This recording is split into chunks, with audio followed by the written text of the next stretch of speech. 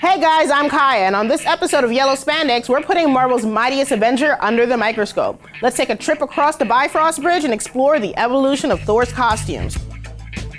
Starting with the comics.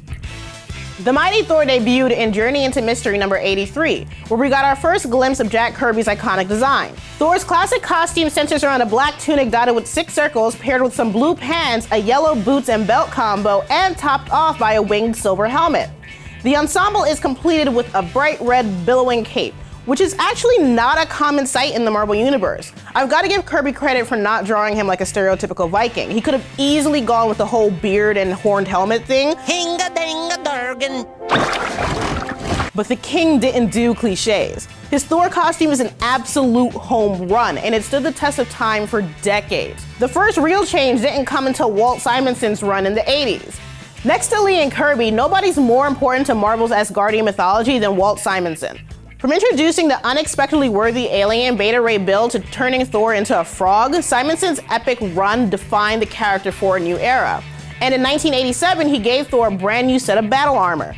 Thanks to a curse from Hela, Thor's bones became as fragile as glass. He grew a badass beard to cover his facial scars and forged himself a set of protective armor at a steel mill he rented in Pittsburgh. The bright blue chainmail on top of gold Under Armour was an awesome look for the pissed off God of Thunder, especially with the new giant helmet that covered his face. Thor would continue to bust it out for special occasions, but he returned to his traditional costume until that wonderful decade of the 90s. That's when we were blessed with the presence of Thunderstrike, a Thor wannabe with a goatee, ponytail, and a little mace instead of a massive hammer. I thought you meant mace, like... Whosoever's worthy to hold this can of pepper spray shall get the powers of the mighty Thor. But even more embarrassing is the real Thor's atrocious new costume. Like, where do I even start? The giant glam metal hair, the shoulder pads, and huge codpiece. What about the peekaboo midriff? Because I'm not feeling it at all. And it wouldn't be a terrible 90s costume without useless pouches. Like, seriously, what could Thor possibly keep in a pouch? Smoke bombs? How about that big old chain attached to Mjolnir? Is he worried about someone stealing it? Thor's literally the only person who can pick it up. Like, even if he flings the hammer across the planet, it'll magically fly back to him. It's fine, it's not, whatever. The new look didn't last long. After the Onslaught crossover, Thor was rebooted with a lovely new outfit courtesy of Rob Liefeld. There's literally nothing to like about this costume. From the weird loincloth to the little dots on his pants, this is quite possibly the worst Thor has ever looked. I mean, at least the belly shirt was competently drawn, because that's all I gotta say about it. Thor returned to the classic uniform until the 2000s. 2007 to be precise. That's when artist Olivier Coipel gave Thor his first lasting redesign since, well, ever. He added armor, sleeves, and leggings for Thor to wear under a slick new tunic. Most of the yellow coloring is gone except for these lines connecting the circles. A brief Marvel Now update lost the sleeves again, but that outfit was dropped when Thor became unworthy in 2014.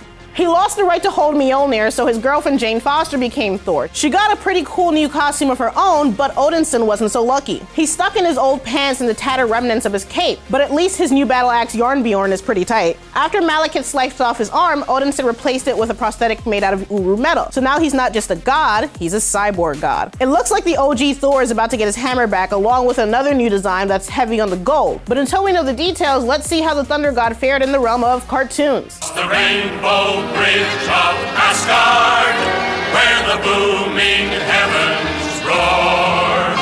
You'll behold in breathless wonder the God of Thunder, mighty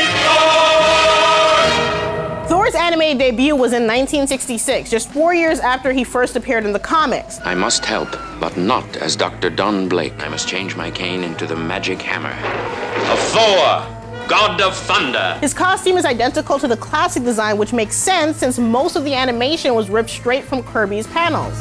He rocked the same look in basically every show he guest starred on, from Spider-Man and His Amazing Friends. Perhaps as a Geiger counter seeks out uranium, my enchanted hammer can seek out the diamond. There must we seek the mystic gem. To the 90s Hulk and Fantastic Four shows, where he was voiced by John Rhys Davies. Earth's mightiest heroes and superhero squad stuck to the traditional look too. Brother! How good to see you! Yes, would I could say the same, brother. Modern Marvel cartoons like Ultimate Spider-Man and Avengers Assemble use an armored sleeve look based on the Coipel design. Stand back. The Matters of Asgard are no place for oddly dressed younglings. Did he just call us younglings? And oddly dressed. I'm in classic red and blue. All the greats dress this way. With some influence from the movie versions, of course. Speaking of which, it's time to talk Thor in live action.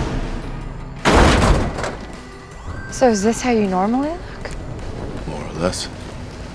It's a good look. As much as I'd love to count adventures in babysitting, that's more of a case of mistaken identity than anything else. Oh, Thor, mighty god of thunder. Thor's first official appearance was alongside his current best buddy, Bruce Banner. This'll send you back to hell, you ugly troll!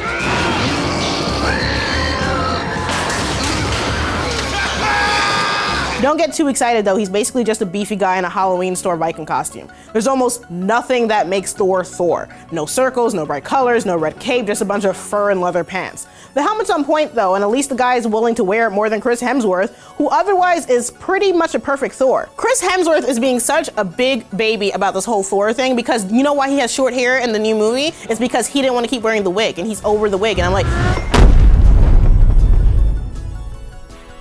well, it's part of your job, so I get it. Like, I think, like, Thor had short hair in the comics at some point, I get it, but like, you're not even wearing the helmet. Wait, that's a wig?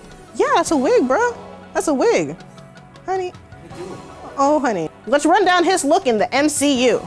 For his first movie, Thor takes a lot of cues from the 2007 redesign, including the armored sleeves and general lack of yellow. It's more muted than his classic costume, but they weren't afraid to embrace some of the cooler comic elements. I'm so glad they didn't ditch the cape for one. The trademark circles are there too, just with some additional Kirby-esque embellishments. Even the helmet looks awesome for like the one scene we see it in. I get it though, that Hemsworth hair just can't be contained. In the Avengers, Thor likes to chill in a sleeveless, capeless version of the same costume, which looks a lot like his outfit from the Ultimates universe. He's fully armored up for the final battle though.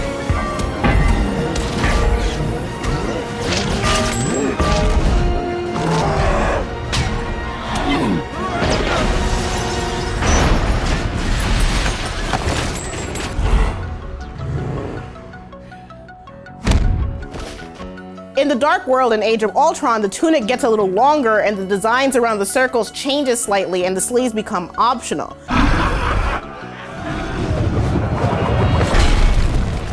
This look is the closest we've ever gotten to his comic book version, but again, like, would it kill him to wear a helmet? Like, come on, Ultron is dropping his city from the sky. This shit is dangerous.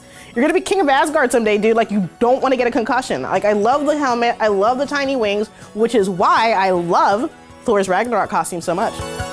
True, the whole cobbled together space gladiator look is a pretty far cry from his classic uniform, and I'm still coming to terms with the idea of a short-haired god of thunder, but he's got a dope new helmet complete with wings, and that's obviously gonna save him from a rampaging Hulk. Come on.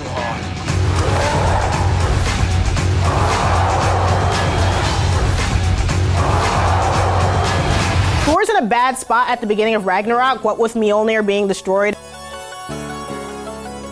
and being banished to Jeff Goldblum's gladiator hell world and all. Oh, listen to that, he's threatening me. Hey, Sparkles, here's the deal. If you want to get back to Asgard, any contender who defeats my champion, their freedom they shall win. Fine, then point me in the direction of whoever's ass I have to kick. That's what I call contender. So I can forgive him for not putting fashion first. Let's just hope he gets his shit together and brings his A game for Infinity War. Hey guys, thanks for watching another episode of Yellow Spandex. I am super excited for Ragnarok. It's like probably gonna be my favorite Marvel movie at this point. It looks dope. But what do you think about Thor's new short hair? Are you digging it? Are you not? Let me know in the comments below. And as always, subscribe to Now This Nerd.